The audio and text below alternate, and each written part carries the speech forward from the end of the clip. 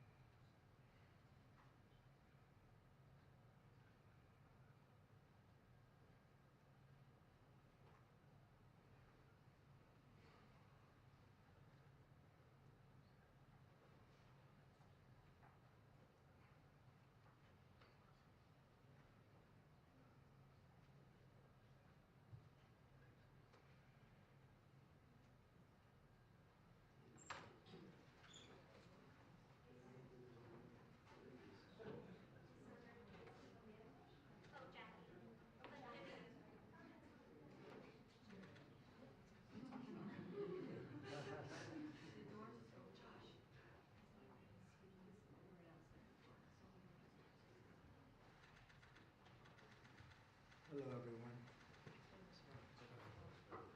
everyone. Thank you very much. So I've been waiting for this meeting for 20 years, actually. And it's not that everything's 100% understood or known, but I think we've made a lot of strides.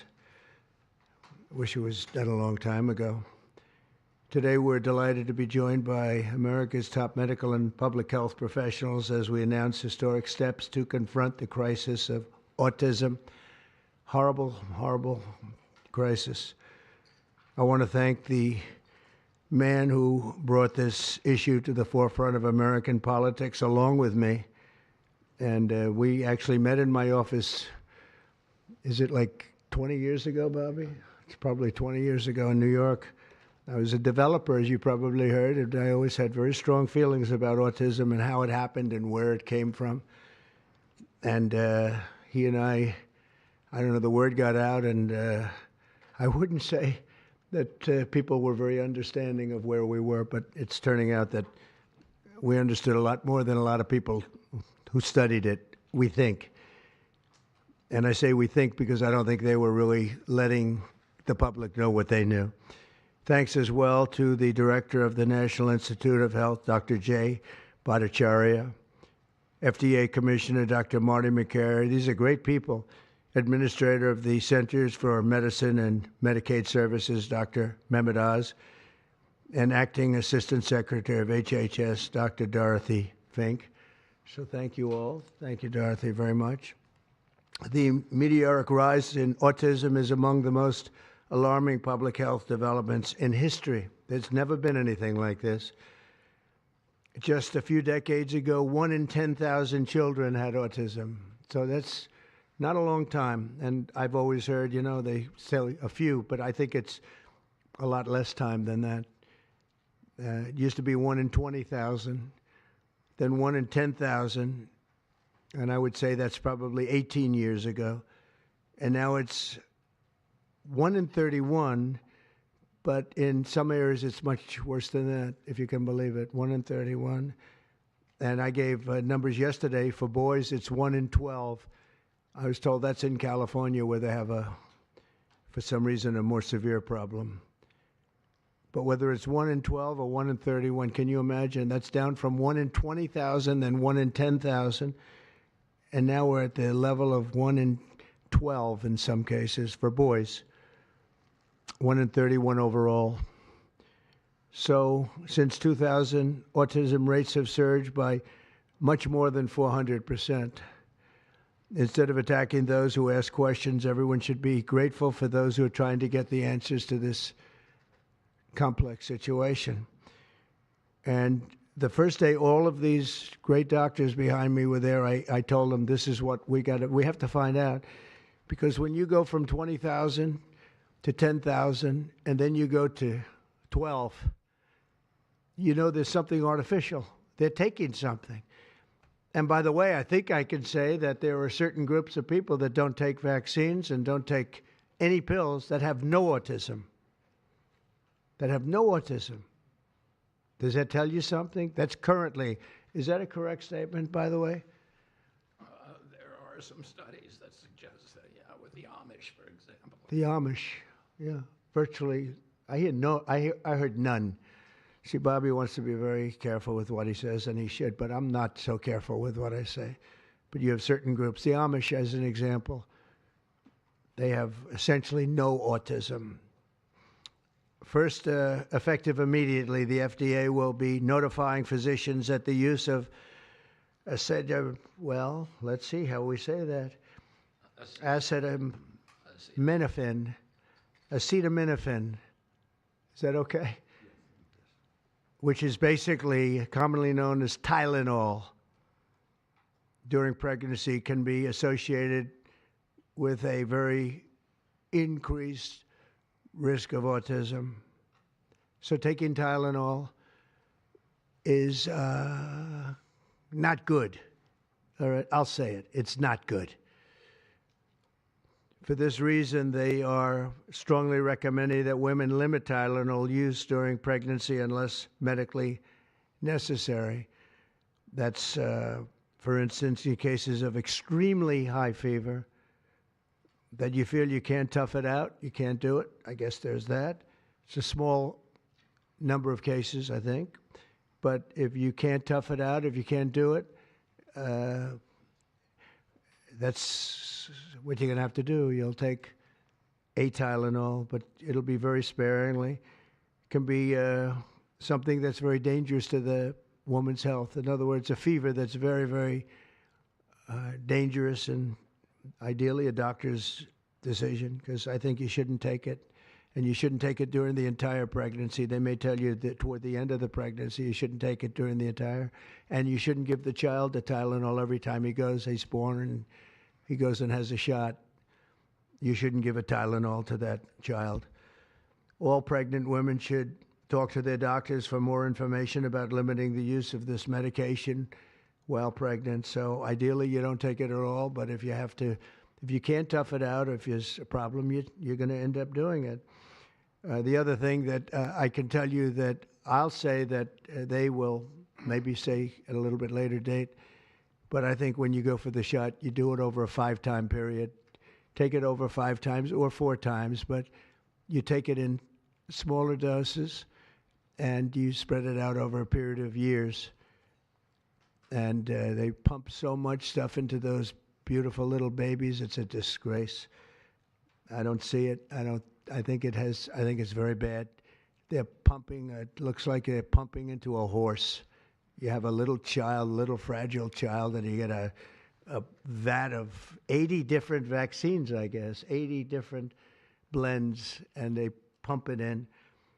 So ideally, a woman won't take Tylenol. And on the vaccines, it would be good, instead of one visit where they pump the baby loaded up with stuff, you'll do it over a period of 4 times or 5 times. I've been so into this issue for so many years just because I couldn't understand how a thing like this could happen. And it's artificially induced. It's not like something that when you go from all of those, healthy babies to a point where I don't even know structurally if a country can afford it. And that's the least of the problems. To have families destroyed over this is just so terrible. I also, and we've already done this, we want no mercury in the vaccine. We want no aluminum in the vaccine. The MMR, I think, should be taken separately. This is based on what I feel, the mumps, measles, and all the 3 should be taken separately. And it seems to be that when you mix them, there could be a problem. So there's no downside in taking them separately. In fact, they think it's better, so let it be separate. The chicken pox is already separate, because when that got mixed in, I guess they made it 4 for a while, it really was bad. So they make chicken pox. Individually, they're okay. When you mix them, something maybe happens. So there's no downside in doing it. It's not like, if you do it, bad things. No, it's only good side. And it may not have that much of an impact, but it may have a big impact. So let those be taken separately. And then hepatitis B is sexually transmitted. There's no reason to give a baby that's almost just born hepatitis B. So I would say wait till the baby is 12 years old and formed and take hepatitis B. And I think if you do those things, it's going to be a whole different, it's going to be a revolution in a positive sense in the country. The FDA will be updating the label of an existing drug to reflect potential benefits in reducing some autism symptoms. This gives hope to the many parents with autistic children that it may be possible to improve their lives. That's one of the things that I'm very, very happy about. I mean, this was mostly going to be on how not to have the child affected, but we've learned some pretty good things about certain elements of genius that can be given to a baby, and the baby can get better, and in some cases maybe substantially better. Not going to be easy, but be a lot easier if it didn't happen in the first place, as these great parents fully understand, right? They fully understand. I feel so terribly for.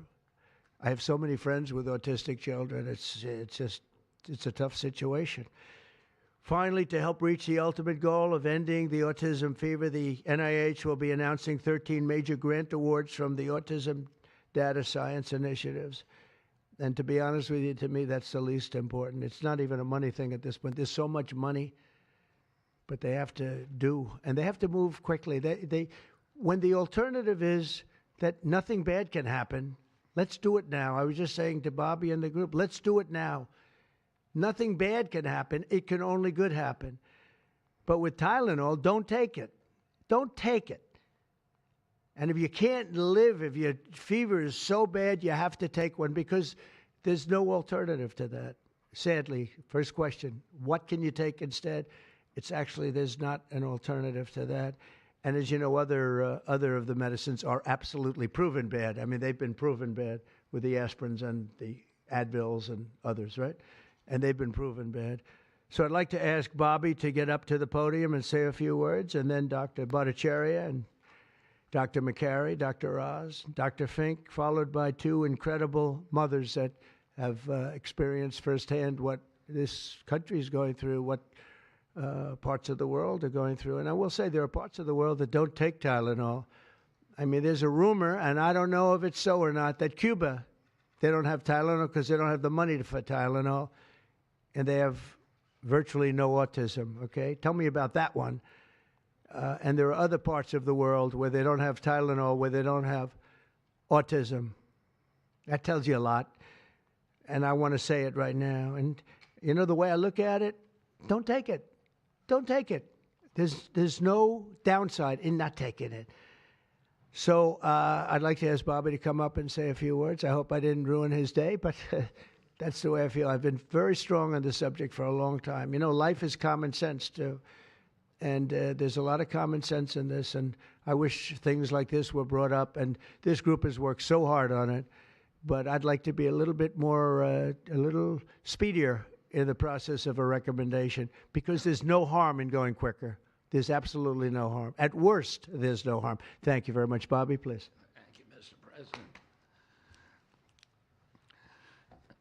To meet the President's challenge, I ordered HHS to launch an unprecedented all-agency effort to identify all causes of autism, including toxic and pharmaceutical exposures.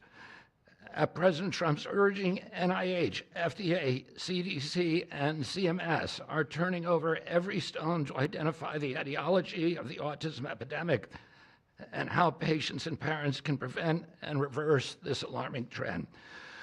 We have broken down the traditional silos that have long separated these agencies, and we have fast-tracked research and guidance. Historically, NIH has focused almost solely on politically safe and entirely fruitless research about the genetic drivers of autism. And that would be like studying the genetic drivers of lung cancer without looking at cigarettes. And that's what NIH has been doing for 20 years. As a result, we don't have an answer to this critical question, despite the cataclysmic impact of the epidemic on our nation's children. We are now replacing the institutional culture of politicized science and corruption with evidence-based medicine. NIH research teams are currently testing multiple hypotheses with no area off limits. We promise transparency as we uncover the potential causes and treatments, and we will notify the public regularly of our progress. Today, we are announcing two important findings from our autism work that are vital for parents to know as they make these decisions. First, HHS will act on acetaminophen.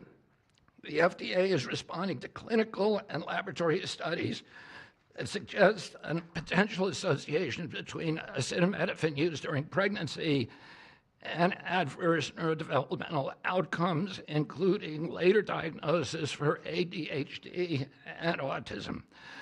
Scientists have proposed biological mechanisms linking prenatal acetaminophen exposure to altered brain development. We have also evaluated the contrary studies that show no association. Today, the FDA will issue a physician's notice about the risk of acetaminophen during pregnancy and begin the process to initiate a safety label change. HHS will launch a nationwide public service campaign to inform families and protect public health. FDA also recognized that acetaminophen is often the only tool for fevers and pain in pregnancy, as other alternatives have well-documented adverse effects. HHS wants, therefore, to encourage clinicians to exercise their best judgment in the use of acetaminophen for fevers and pain in pregnancy by prescribing the lowest effective dose for the shortest necessary duration and only when treatment is required. Furthermore, thanks also to the politicization of science, the safety of acetaminophen against the risk of neurodevelopmental disorders in young children has never been validated. Prudent medicine, therefore, suggests caution in acetaminophen use by young children, especially since strong evidence also has associated it with liver toxicity. Some studies have also found the use of acetaminophen in children can potentially prolong viral illnesses. FDA will drive new research to safeguard mothers, children, and families. In addition to a possible acetaminophen connection to autism for pregnant women, infants, and toddlers, our research has revealed that folate deficiency in a child's brain can lead to autism. We have also identified an exciting therapy that may benefit large numbers of children who suffer from autism.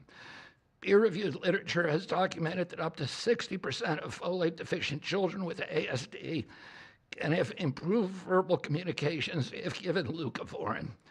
I have instructed NIH, FDA, and CMS to help doctors treat children appropriately. Jay will help tell that story, which started with sound science, the kind that restores faith in government. This announcement also represents a historic collaboration between NIH, FDA, CDC, and CMS.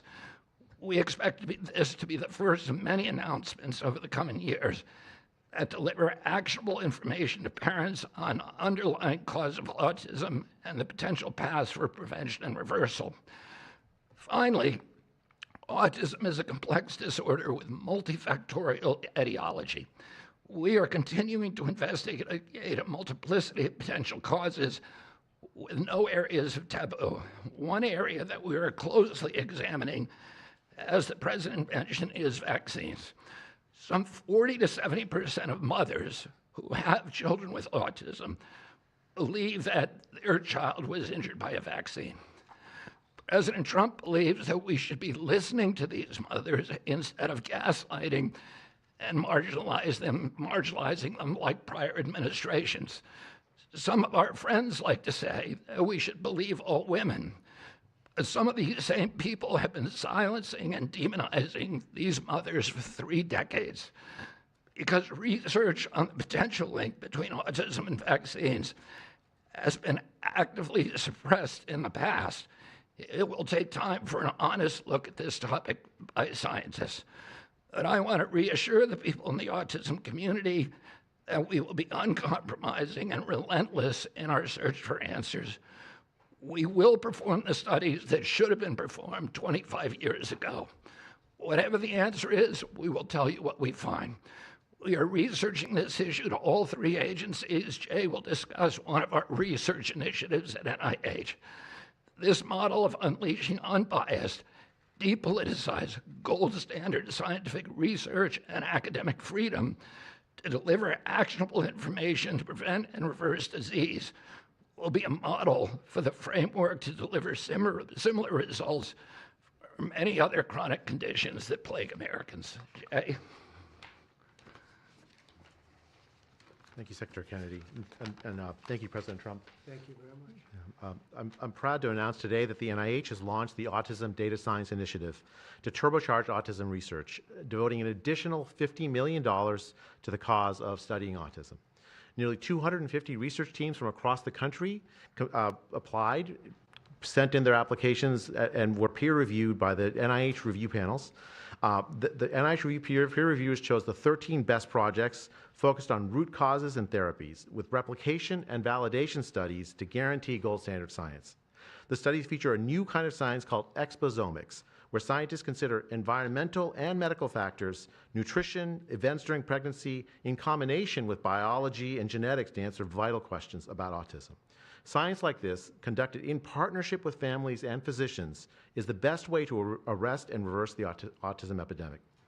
Autism spectrum disorder encompasses a very wide range of symptoms, ranging from mild difficulties with social interactions to profoundly autistic children who experience severe disabilities in speech and behavior. Given this wide range of symptoms across the spectrum, it seems certain that there will be a wide range of biological contributors to explaining the cause. The great thing about the new NIH initiative on autism is that scientists will use rigorous advanced methods in causal inference, machine learning, organoids, and other fresh approaches to the problem. The sharp rise in the prevalence of autism deserves an urgent response by the scientific community. As Bobby said, the NIH has invested a lot of money to study autism over the years, but the research has not produced the answers that families and parents of autistic children deserve, and autistic children themselves deserve. For too long, it's been taboo to ask some questions for fear the scientific work might reveal a politically incorrect answer. Because of this restricted focus in scientific investigations, the answers for families have been similarly restricted, often pointing families to behavioral therapies that don't work for every kid, or suggest non-modifiable genetic factors as the cause. But genetics alone can't explain such a sharp rise in autism prevalence over just a few decades, as the president said. In coming months and years, as NIH scientists learn more that can help autistic children and their families, we won't delay. Like scientists often like to do, I can say as a scientist myself, it's really tempting to delay, but but in face of a problem like this, you have to move fast. But we will not delay before telling American people about what we find, and we will win the public trust with transparency and rigor. Already, our broadened focus on autism research has pointed to 2 items that will help families prevent and treat some cases of autism. I'll leave the good news on these 2 items to my close friends and colleagues, Dr. McCary and Dr. Oz. We've been working together closely on this problem for the past 6 months, and our cooperation represents an unprecedented collaboration with Secretary Kennedy's Department of Health and Human Services and with President Trump. I'm delighted to introduce Dr. Marty McCary, Commissioner of the Food and Drug Administration, who will tell you about these announcements of practical help for families with autism. Great, thank you, Dr. Bhattacharya. Mr. President, this is the start of a historic shift in medical culture. This administration is working together to ask big questions about why our nation's children are getting sick so fast. Too often, medicine is doing small little studies, giving us answers we already knew. But we've got to make a difference. You've given us a charge to identify root causes, and we are not going to stop so that we can end the suffering we are watching. And if you've seen a kid with autism, with severe autism, it's hard to watch. Kids get frustrated, they get angry, they can be crying because they want to speak and they can't speak. It's hard to watch, and it may be entirely preventable. For an epidemiologist, that child is an expanding statistic, but for a child, it can be brutal to have autism. Today, the FDA is taking action to update the label on acetaminophen and sending a letter to all U.S. doctors letting them know about the risks in pregnancy. We now have data we cannot ignore.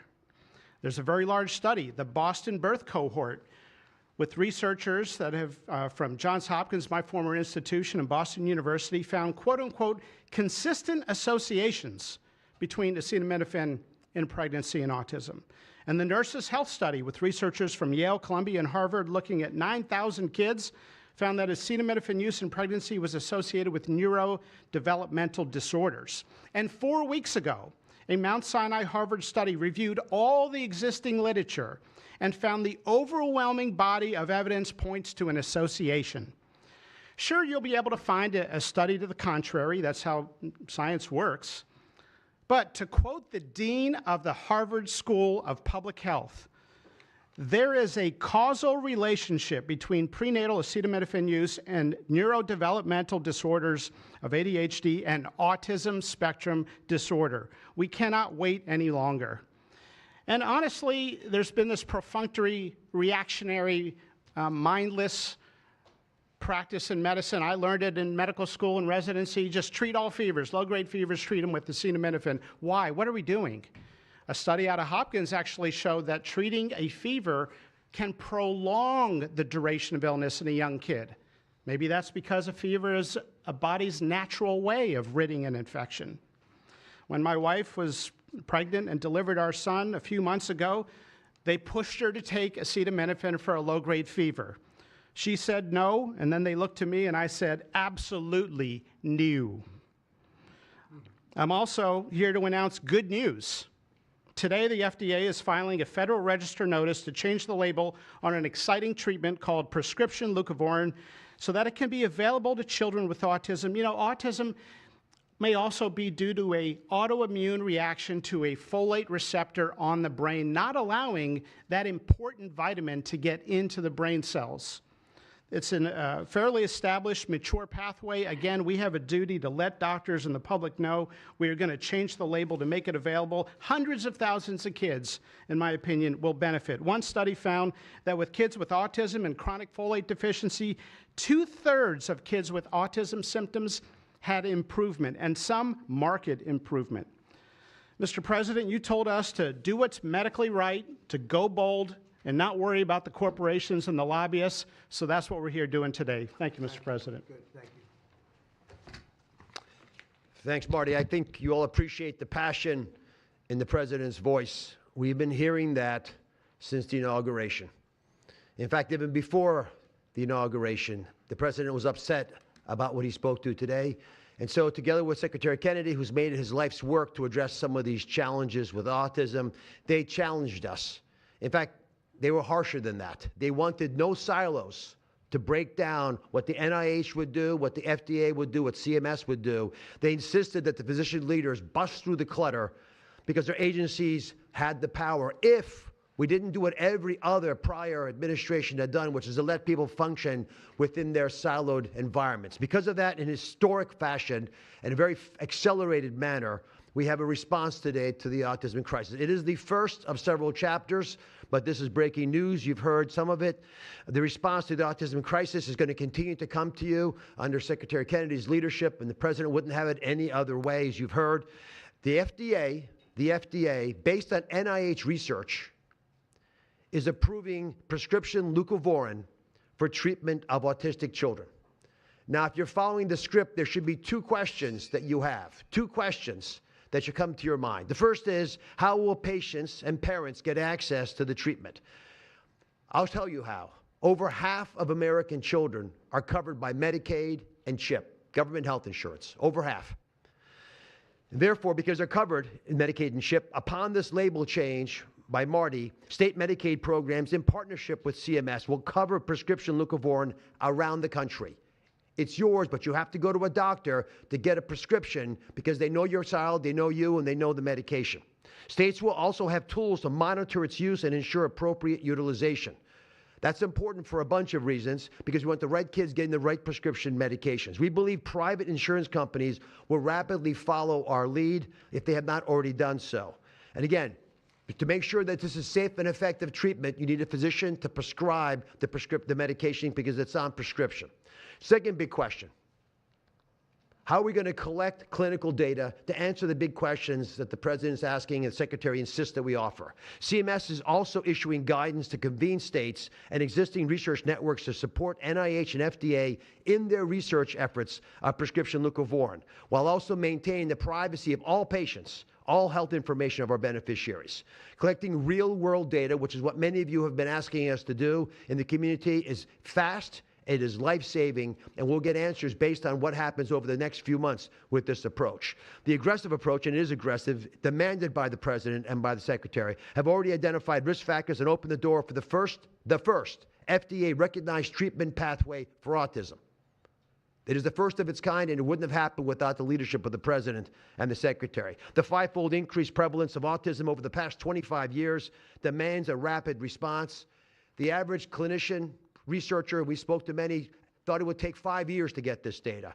Parents are unwilling to wait 5 years. The President is unwilling to wait 5 years for these results. So the President and the Secretary are acting today with this tri-agency move. The administration's bold actions investing in groundbreaking research follow the science, They restore trust, which has been lacking, and they will change the trajectory for millions of American families. Mr. President, God bless you for being brave. So let me introduce Dr. Fink, who's acting administrator, and after Dr. Fink, we've got some wonderful women, Jackie and Amanda. I know it's going to be tough, but if you can make some comments about this historic day, God bless you. Thank you, Mr. President, for this opportunity to speak with all of you today. As a pediatrician and mom, I'm here today to talk about what this announcement means for the millions of moms and dads who are faced with the choice of whether to take acetaminophen during pregnancy. It's hard to hear information that challenges the status quo. We are sharing this information not to confuse, but to empower parents to make the best choices when taking medications during pregnancy. We are all concerned about the rising rates of neurodevelopmental disorders, including autism. President Trump and Secretary Kennedy are dedicated to radical transparency so that patients have the best, most up-to-date information. We are also sharing this information with our nation's doctors, and we encourage you, as always, to consult with your doctor to make the best decision for you. All too often, it's easy to think that medicines we buy without a prescription pose little to no risk for the mom or the baby. As you heard today, pregnant women who need high fever or pain reduction during pregnancy should take the lowest effective dose of acetaminophen for the shortest possible duration. Most women will not meet these indications during their pregnancies. I am encouraged by these developments today because it is another example of our commitment to the American people to leave no stone unturned in improving the health of our nation's children. Next, I'm going to turn it over to some incredible mothers who are going to share more about their stories, and we're so grateful to have you here today.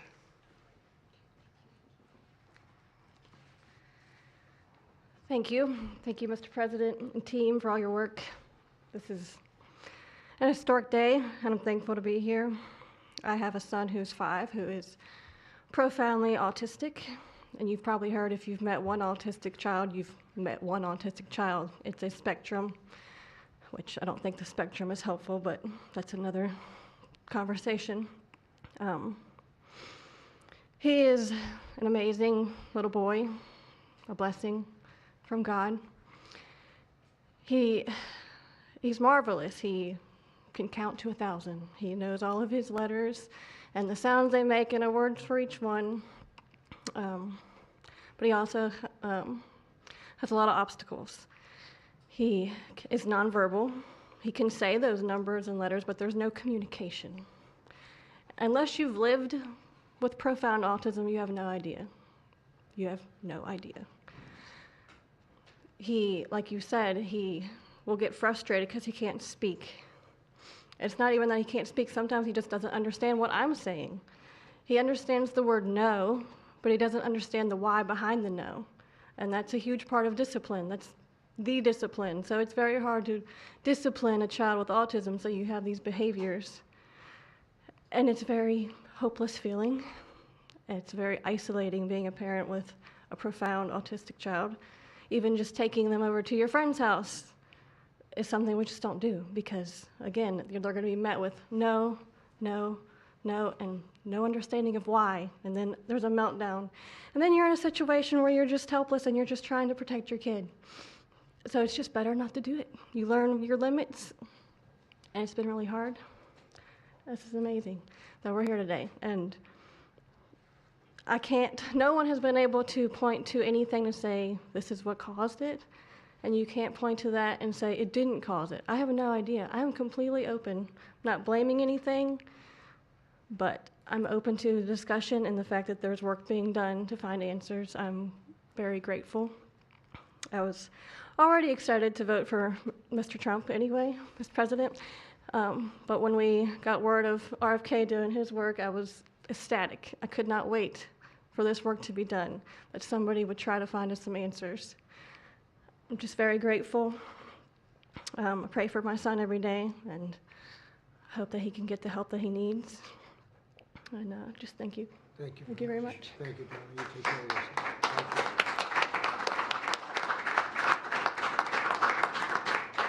Hi, my name's Jackie. I'm also extremely grateful for the opportunity to be here and share my son's story. My son is Eddie. He's 11. He's on the opposite end of the spectrum from what Amanda just explained. He's considered high functioning. He was not always high functioning. He was nonverbal till the age 4. We've had quite a hard time to get to the place where we are today. I am just so grateful to President Trump and the entire administration for finally listening to moms who have been crying out for help, for answers for years. I've met so many other moms with children on the spectrum in the 9 years since my son's diagnosis, and they all have very similar stories, and they've all just wanted somebody to listen, to not ridicule them or look at them like they were the crazy people.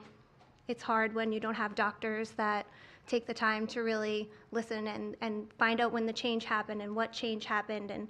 And it's just, I've been praying for this day for 9 years, and I'm so thankful to God for bringing the administration into our lives. And I'm speechless. This day is a day I never thought would happen. I thought that we would never have an administration that was courageous enough to look into things that no prior administration had. So I'm just here to express my gratitude, and I am looking forward to what comes from this, and hopefully we just get more answers. So thank you. Thank you very much. So I just want to say acetaminophen is basically Tylenol, essentially, because I noticed that term is used throughout this conference. So it's essentially Tylenol. And I just recommend strongly that you don't use Tylenol unless it's absolutely necessary. I understand it's maybe 10% of the women that are pregnant are, would perhaps be forced to use it. And that would mean you just can't tough it out. No matter what you do, you can't tough it out. So that's up to you and your doctor. But this is a very strong recommendation, maybe stronger from me than from the group, because they're waiting for certain studies. I just want to say it like it is. Don't take Tylenol. Don't take it. If you just can't, it's just fight like hell not to take it. There may be a point where you have to, and that you have to work out with yourself. So don't take Tylenol. Other things that we recommend, or certainly I do anyway, is, and it's so important to me to see the doctor 4 times or 5 times for a vaccine.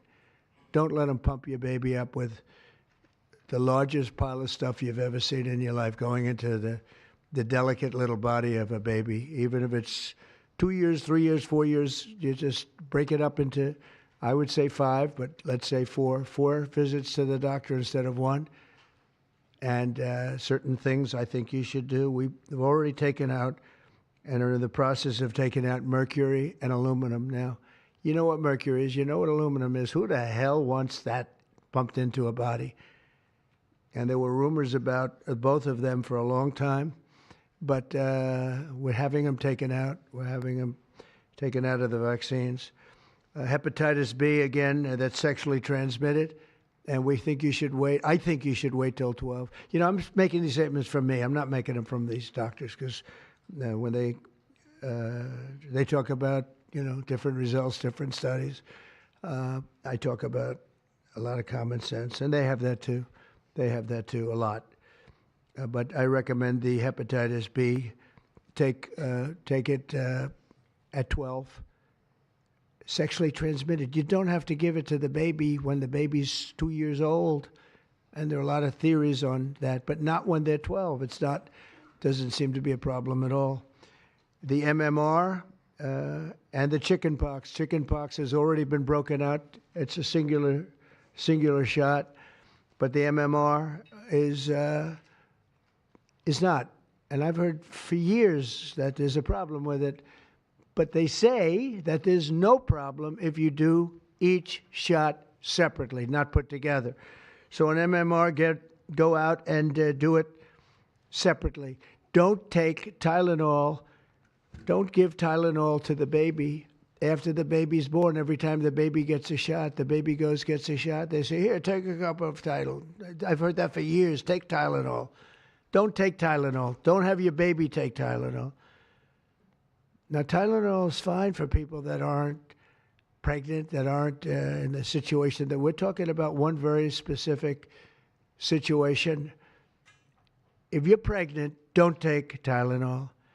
When you have your baby, don't give your baby Tylenol at all, unless it's absolutely necessary. Don't do it. Break up your visits to the doctors. Break them up. Do it in 5 if you can. Now, it's inconvenient. It's inconvenient. Oh, you got to have to go back another year later. You're going to go back each year for 4 years, 5 years, 3 years. Just break it up. Break it up, because it's too much liquid. Too many different things are going into that baby at too big a number. The size of this thing, when you look at it, it's like 80 different vaccines and beyond vaccines, and 80.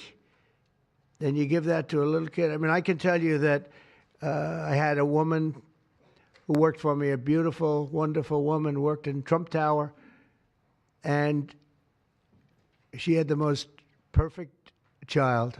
Beautiful, just perfect. And I remember this little blonde-haired boy running around the lobby of Trump Tower, so healthy and so vibrant. And I said, that's great. And one day I came in and she was crying her eyes out behind the counter. She worked at the front desk. She was crying her eyes out. I've never, as much as I've ever seen anyone distraught, she was. I said, are you okay? What happened?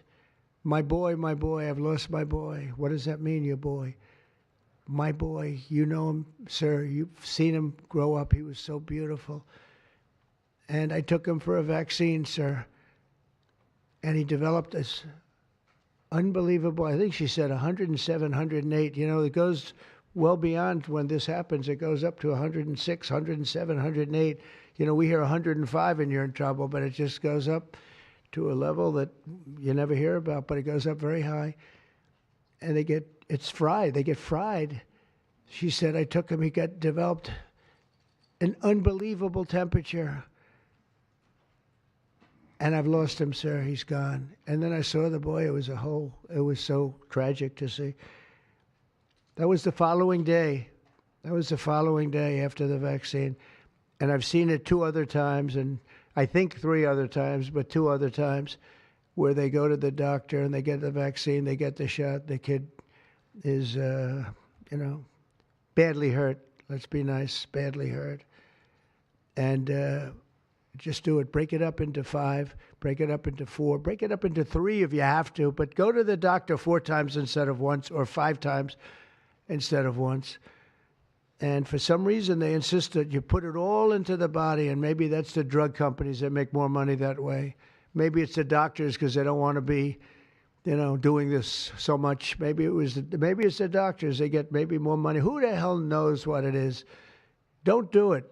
Get them broken into 4 or 5 visits. Do it 4 or 5. That means you have 20%, 25% what you're putting into the baby's body. It can only help. It can only help. And the other things I told you about, just the word tough it out. It's easy for me to say tough it out, but sometimes in life with a lot of other things, you have to tough it out also. Don't take Tylenol. Don't give Tylenol to the baby. When the baby's born, they throw it at you. Here, give them a couple of Tylenol. They give them a shot. They give them a vaccine. And every time they give them a vaccine, they're throwing Tylenol. And some of these babies, they're long born, and all of a sudden they're gone. And it doesn't hurt not to do it. It doesn't hurt. There's no downside. There's no downside at all. And break up MMR. Break it up. It's practically a known fact that if you break it up, you're not going to have a problem. But for years, we've been hearing how bad MMR is as a combination. And I'm very happy that you broke out chickenpox, because that was really a problem. And there are other things. It's interesting because there are other things, we were talking about it, other different drugs, pills that you take that we know are so bad and they don't take them anymore. But for some reason, with this, they keep taking it. Don't take Tylenol. There's no downside. Don't take it. You'll be uncomfortable. It won't be as easy, maybe, but don't take it. If you're pregnant, don't take Tylenol. And don't give it to the baby after the baby is born. And you know, we have more than 3 years left. And I told Bobby and the doctors behind me, and they are so committed to this, I told them that this is the number one thing I want to do from you. And you know, we have something else called Favored Nations, where I'm going to be reducing drug prices by 1,000%, by 900, 600, 500, 1,200. We're going to be reducing drug prices at levels never seen. It's called Favored Nations. We're going to be paying what right now, we're like the garbage can for the rest of the world, and we have been for forever. We pay much higher for drugs than the rest of the world. We subsidize the rest of the world. We're not doing that anymore. And that's a big thing. That's a big thing. That's bigger than anything. I told the story the other night that I was so proud in my first term that for the final year, drug prices went down 0.25%. And I was so proud. I said, why? I'm the first one to do it. I think it was 28 years, they said, where drug prices went down from the beginning of the term to the end. And I was so proud. I called a news conference. I said, you know, drug prices have gone down. First time it's happened in 28 years. You know what it was? 0.25%. I was so proud. Now we're going to have them go down from $100 a pill to $9 a pill. From $1,300 for a shot of like an Ozempic or the fat, I call it the fat pill or the fat drug. Sometimes it works, I guess, for people. The ones I've seen, it hasn't worked so well. I got a lot of friends, they're fat. They said, yeah, I lost some weight. I said, you don't look it to me. But they paid $1,300, $1,200, and they go to London and they pay $88. And they call me, they go, what's this all about? We're subsidizing the rest of the world stupidly because we have a lot of stupid people in this country running things. And how big is that? But to me, that's nothing compared to autism. I see that gorgeous boy. I have a big present for him in the back. You know, you bring him back. We're going to bring him into the Oval Office. I have the best present he's ever going to get, okay? A big one. I saved it for you, okay? Because I heard you were coming. Look how beautiful he is. So that's it. There's nothing much to say. Don't take Tylenol if you're pregnant, and don't give Tylenol to your child when he's born or she's born. Don't give it. Just don't give it. And we're going to have, I think, really, if you do all the things that I say, break it up. Just break it up. Break up the shots with the doctor. MMRs, as I told you, separate, separate, separate. Chickenpox already separate. You do these things. I'm telling you, I want to, when I leave office, I don't want to have, it's going to be the kind of number that we're hearing where it's 1 in 32 or 1 in 10, because I've heard 1 in 10 also. And in California, it's really bad. I want it to be, let's get it back to maybe 1 in 10,000 or 1 in 20,000 or maybe none in 20,000. And the only way you're going to do that, because this is artificially induced. This is induced by something. You don't go from 1 in 20,000 to 1 in 10,000, then to 1 in 10. That means you're taking something and something's wrong. And I feel very certain, and I know I'll be criticized. Someday they'll look back and they'll say, well, it wasn't, but I think it will. I think we're going to have a tremendous, this is the most important thing. There's nothing more important than me. We cured inflation that Biden gave us. He gave us so much inflation, the biggest ever in history.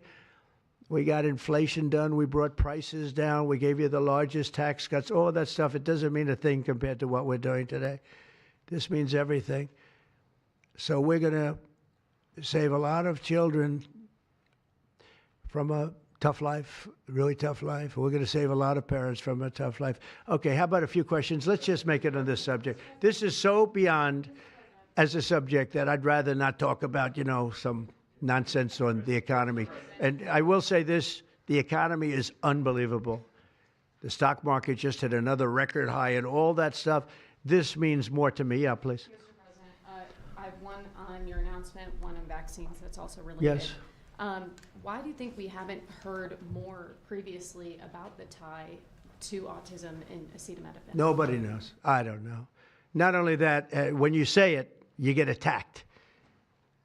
I was saying something similar, not as strongly, because now facts are on our side. But I was saying it with Bobby 20 years ago, and I was attacked. I said, whoa, what was that all about? I had no idea. You get attacked. I don't know. The medical community, the drug companies, doctors. I don't know what it is. All I want to do, I don't care. I don't care about being attacked. It doesn't matter to me. I believe that the numbers at the end of our term or shortly thereafter could be really phenomenal. I want it to go up, just like it came down to this horrible level. 1 in 10, 1 in 12. I was told 1 in 10. I was told 1 in 12. Today I heard 1 in 31 if you add the girls and the boys together. It's crazy. And it was 1 in 10,000 and 1 in 20,000. It's not even sustainable for a country, you want to know the truth. And there are other places that don't have it. And they have things in common. And that's called medical research. Yeah, please. Mr. President, I'm curious as you look at the trend lines, Yeah. how much of this is the causation of acetaminophen and how much is sort of better diagnosis, doctors, researchers having a better understanding of what is on the autism spectrum? Do you want to do that? Sure, go ahead. That's one of the canards that has been promoted by the industry for many years, that it's changed diagnostic criteria, better recognition. But there's been study after study done of that completely debunks that. One of them by the Mind Institute at UC Davis, University of California. But also it's just common sense, because you're only seeing this in people who are under 50 years of age. If it were better recognition or diagnosis, you'd see it in 70-year-old men. I've never seen this happening in people my age. I've never seen a case of full-blown autism, and that means profound autism. I want to be very careful. Head banging, stimming, toe walking, nonverbal, non-toilet trained. I've never in my life seen a 70-year-old man who looks like that. You're only seeing it in the kids. It's an epidemic. Thank you, Mr. President. I was hoping that you could clear up confusion for moms and dads across America, many of whom voted for you. There's a statement that was put out by the American College of Obstetricians and Gynecologists, and in their statement, they write, acetaminophen remains a safe, trusted option for pain relief during pregnancy, and that's at odds with what you said and with what many of the experts say. How do you clear up this confusion? That's the establishment. They're funded by lots of different groups. And you know what? Maybe they're right. I don't think they are, because I don't think the facts bear it out at all. They're fighting for something that, in my opinion, they shouldn't be fighting for. But here's the thing. There's no downside to doing, other than a mother will have to, as I say, tough it out a little bit. There's no downside to doing this. It's not like, oh, if you do this, you're going to die. There's no downside. There's no downside to going over a 4-year or a 5-year period or a 3-year period, or even if you space them out for 6 months, you space it out. There's no downside. And that's why I will say the gentlemen behind me, they have very strong views, and they feel that we're right, but they'll have more research done over the next 2 months. I said, well, 2 months is a long time. A lot of people could be saved, and there's no downside to doing it.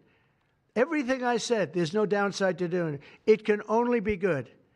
And I think you're going to see very good results. That's establishment stuff, and we've been reading that about a lot of things for years. And you know what's happened? We've gone from 1 in 20,000 to 1 in 10,000 to 1 in 32 to 1 in 10. Think of it. 1 in 10 or 12 or 1 in 31. Think of it. 1 in 31 people, young kids, get autism. What is it, Jeff? My question is about leucovorin. You mentioned that as part of your plan.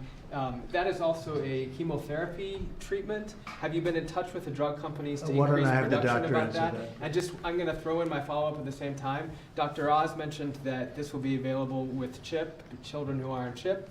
But the big beautiful bill reduced funding for CHIP and Medicaid by $1 trillion over the next 10 years. Are you concerned that that will impact your ability to get this drug out? I'll explain it to you in a second, but please go ahead. Thank you. Thank you. Leucovorin is not a chemotherapy, but it is a vitamin given with chemotherapy sometimes. And the idea here is that the folic acid receptor in the brain is blocked by some antibody response. It might be 20, 40, 50% of kids with autism. And leucovorin will bypass that blocked receptor. And that's why so many doctors are probably seeing so much clinical improvement on kids with leucovorin. So are you going to increase production? Yeah, we've been in touch with the companies, and they are prepared to ramp up production. And we actually talked to them about a month ago. And on your second part of your nasty question, the number is that the great big beautiful bill, which is the greatest, I think one of the best things ever passed in the history, with the tax cuts and regulation cuts and all of the things it does, no tax on tips, no tax on Social Security, no tax on overtime, all of it does. It also gives $200 million, as just explained by Dr. Oz, and I'd like you to explain that to exactly what you're saying. The Big Beautiful Bill actually increases Medicaid spending projected over the next 10 years by $200 billion. There's also a $50 billion Rural Health Transformation Fund, which will allow a lot of these programs to get in the rural parts of the country that the President and Congress are handing to governors to start distributing. Those grants have already gone out. The money will be allocated by the end of this calendar year. And I want to point out that the ability of NIH to do research that feeds and hands the ball to the FDA, which then can change labeling to allow Medicaid programs in states to fund this program, will ensure that the things that President Trump and Secretary Kennedy desire are financially affordable for the families around America. You mentioned CHIP, sir. That's why I asked that question. You mentioned that CHIP would fund this for children. Well, most of the kids are on Medicaid, probably 43% on Medicaid, another 8-10% on CHIP. And all the programs in general are being evaluated. Most of what the One Big Beautiful Bill was seeking to do was to remove fraud, waste, and abuse. But the programs themselves should stay financially intact for the people for whom they were designed, and in this case, for children. And the only thing we cut, so that's $200 billion positive. The only thing we cut was for fraud, waste, and abuse, of which there was a lot in this country, and nobody minds that. Yeah, please. Mr. President, you said that there is no reason to give newborn babies hepatitis B vaccines. But hepatitis B can be contracted not just through sexually transmitted diseases, it can come from needles to open wounds. So when you say you feel, is that appropriate to be telling? I think it's absolutely appropriate. I think they should wait till they're 12 years old. Yes, please. Mr. President, thank you all for being here. You've been talking about reducing autism by spacing out vaccines. Would you like other combined vaccines babies receive to be spaced out, like MMRV? What is this again? You've been talking. Speak up, please. Sir. You've been talking about reducing autism by spacing out vaccines. Right. Correct. Would you like the other combined vaccines babies receive to be spaced out, like MMRV? I would say yes, but that just is, for me, it's a lot of common sense involved in this. It's a process, but we're looking, but it should at least be given separately. Now, it's possible that you can reduce them and I'd give them in small doses, but it's possible maybe in that particular case, the MMR wouldn't work in small doses, but you can certainly give them as separate shots. It's been proven to be very safe when you give them in separate shots instead of mixing. So I don't think there's any reason to do that. Do you agree with it? I'm not a doctor, but I'm giving my opinion. I don't think there's any reason to do that. So it's been proven to be safe when you break them up. But MMR by itself, I've heard bad things about it for many years. Yes, please. Mr. President, is the spectrum too broad, in your opinion? For research purposes, you are dealing with a population of children who might have social boundary difficulties, and then you have children who are, going to grow up to be adults in diapers. I mean, what do you think? We don't know how broad the spectrum is. We don't know exactly where it starts and where it ends, but we do know what we're going through. We're going through some very serious trouble, and we know autism. I mean, it could be bigger, it could be small, a little bit smaller, but the number is unacceptable. And the number, the way it's come down, because the spectrums remain the same, the number, the way it's come down is just unacceptable, meaning come down to that level of 1 in 10, 1 in 12, 1 in 31. Mr. President. Go ahead in the back. Mr. President, this question is more directed towards Secretary Kennedy. It was talked about that we're just kind of finding out about the fact that babies are affected this way. Is there a concern that information is being suppressed right now within HHS, and could an investigation perhaps be launched, seeing any more Well, I think information has been really not given out very freely over the years, absolutely. And I think that's by drug companies and maybe doctors, but I certainly think that over the years. I think this is a different group. We have a lot of information. And that information, I mean, it's the information that we have that we're making these statements. And I'm making them out front, and I'm making them loud, and I'm making them strongly not to take Tylenol, not to take it. Just don't take it unless it's absolutely necessary, and there's not too many cases where that will be the case. And again, what's the worst? The worst is nothing can happen. It's very positive. That's a positive thing. But I don't believe I don't actually believe that's possible. I think the results are going to be amazing. I want to see amazing results by the time I leave this beautiful building. And I will consider this, I believe, with the wars, I've stopped 7 different wars. I've saved millions of lives. I've done a lot of things. This will be as important as any single thing I've done, because I know ladies, beautiful ladies just like this, that are going through the same thing. And it's not easy, and I admire you for being able to do it. But I admire him, too. I wish I had a face that looked like that. If I looked like him, I would have been president a long time ago. Is widely used in other countries, too. As you make this announcement, do you expect your decision may affect I other hope they countries? follow it, yeah. I hope they follow it. Yeah, other countries are, sell Tylenol. Some countries don't. I mean, I hear Cuba. Now, again, you'll have to check this out. But I hear Cuba doesn't have it because it's very expensive. And they don't have the money to have it, or they don't want to spend the money to have it. They don't have Tylenol. And I hear they have essentially no autism. So you'll have to check it out. Yeah, Brian. Medical professionals have warned for decades. I said, no, not you. You're CNN. You're fake news. Go ahead, Brian. Thank you, Mr. President. I want to go back to the Amish community, if I can, just for a second. I recently saw a man from Minnesota, an Amish man from Minnesota, on a podcast, and the host asked him what the rates were for like ADHD and autism, and he had no idea about ADHD, didn't know that it existed, and certainly didn't know of any cases. What are they doing? It doesn't exist with the Amish community, and they don't take all of this junk. It doesn't exist. That tells you, doesn't that tell you? That's like, that's like certain countries where it doesn't exist and they don't take it. Would you like to make a comment about that, Mark? The Amish population, a very mixed group. So there's a subset that take vaccines, a subset that does not. And we know they have very low rates of chronic disease all across the board.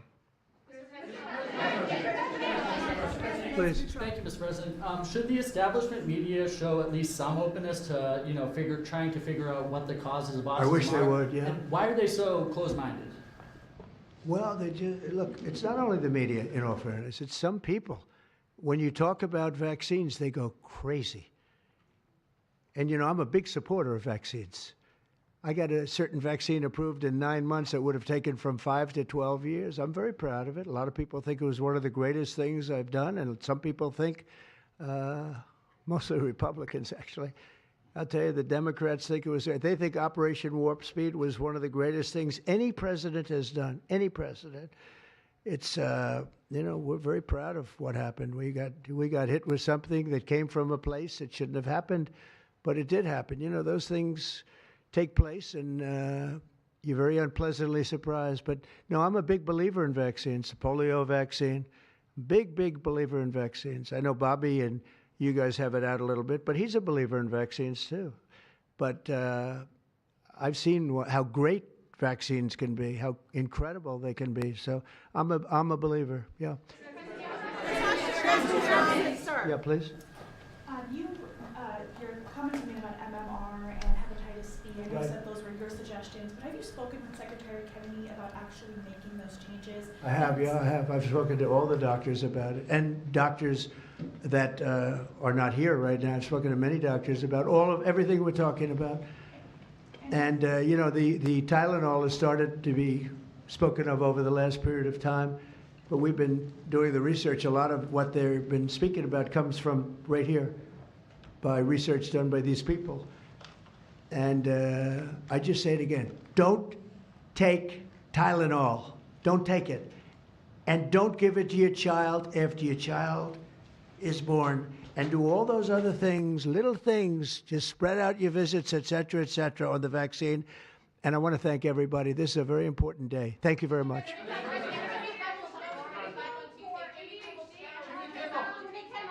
Will you meet with the Democratic leaders, sir?